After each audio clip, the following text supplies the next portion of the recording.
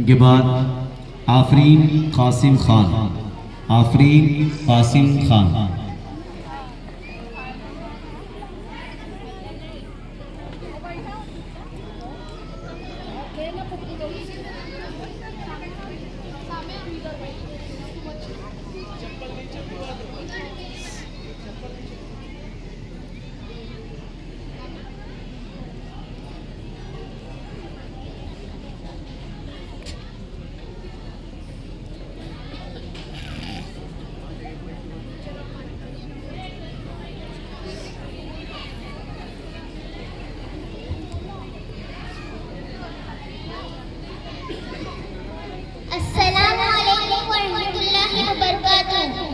मैं तकरीर पेश करने जा रहा हूँ। उससे पहले सभी हज़रात एक मरतबा दुरूद शरीफ पढ़े। अल्लाहुम्मा सल्ली अला सय्यिदिना शफीअना मौलाना मुहम्मदिन व अलैहि सल्लल्लाहु अलैहि वसल्लम या रसूलल्लाह सल्लल्लाहु अलैहि वसल्लम मुहम्मदु व सल्ली अला रसूलिल करीम व ममात फ़ाऊज़ु बिल्लाहि मिनश शैतानिर रजीम बिस्मिल्लाहिर रहमानिर रहीम।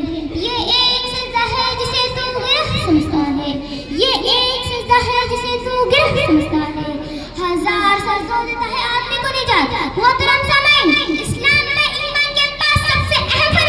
नमाज की अदायगी अल्लाह रब्बुल इज्जत ने कुरान मजीद में 80 से ज्यादा मुकामात फरमाए। अकीमुस सलाता यानी कि नमाज कायम करो, क्योंकि मेरा अल्लाह, मेरा मालिक, मेरा खालिक रहमान है, रहीम है, अजीज है और मेहरबान है। या हाज़िर महफिल, अल्लाह ताला ने अपने बंदों को बार-बार एक ही बात कही कि ए बंदे, अपने इस फरीज़े से गाफिल ना हो जाना, क्योंकि नमाज और मुसलमान लाजिम और मलज़ूम है। अल्लाह की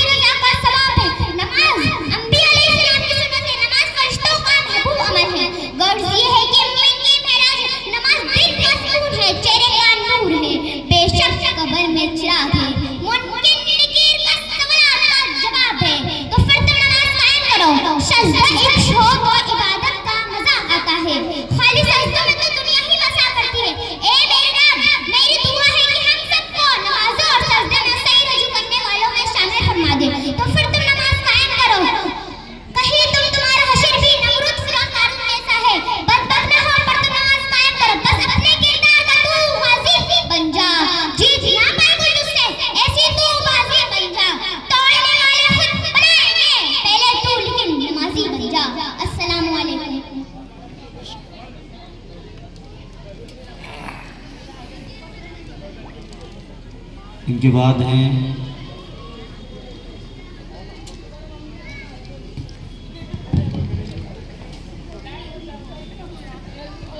बुशरा आसिफ खान, बुशरा आसिफ खान।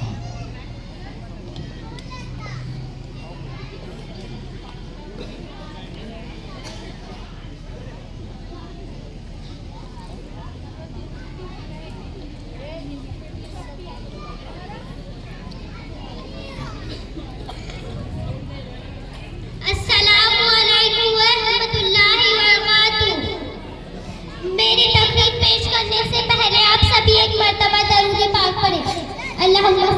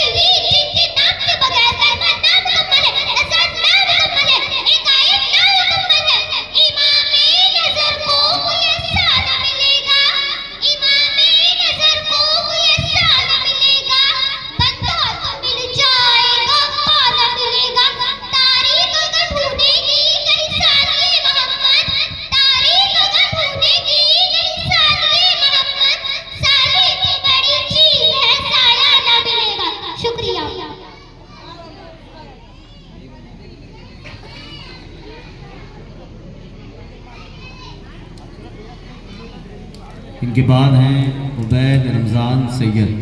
उबैद रमज़ान सैयद।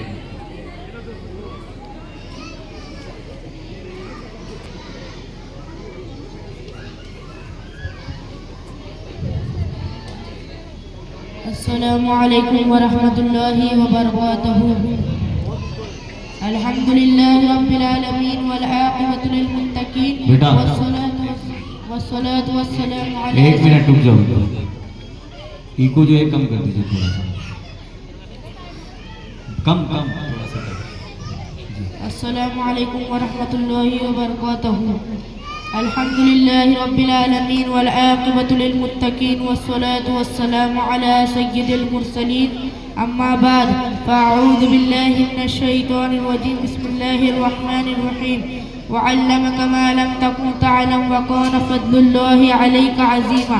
सदक़ल्लाहुल अज़ीम। एक बार दुरूद मुबारक पढ़िए। अल्लाहुम्मा सल्लि अला सय्यिदिना मौलाना मुहम्मदिन बारिक वसल्लिम सलातु व सलाम अलैका या रसूलल्लाह सल्लल्लाहु तआला अलैहि वसल्लम। मेरे प्यारे आका सल्लल्लाहु तआला अलैहि वसल्लम के प्यारे दीवानों, आज मेरी तकरीर का उन्वान है इल्म गैब मुस्तफ़ा। हम अहले सुन्नत वल जमात का हमेशा से अकीदा है और आज भी है कि अल्लाह तबारक व तआला का इल्म ज़ाती गैर महदूद है और नबी खातिमुज़्ज़मा पैगम्बर खातिमा का इल्म अताई और महदूद है।